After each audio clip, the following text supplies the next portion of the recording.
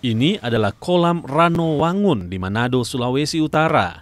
Kolam ini seketika jadi bahan perbincangan setelah viral tak terurus. Air kolam tak pernah diganti sejak 25 tahun lalu. Fasilitas penunjang lainnya juga rusak tanpa perhatian. Setelah viral, Pemda pun akhirnya turun tangan.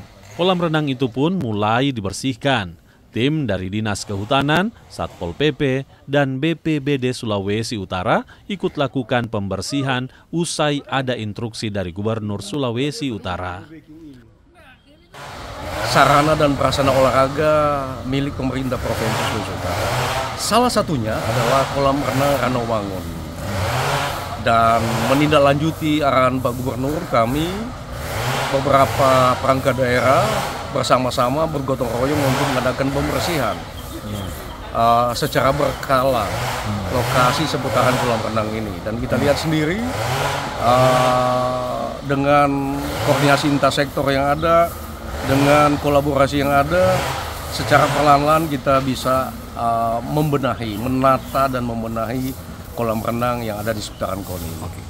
Kolam renang Ranowangun, Manado dibangun tahun 1985.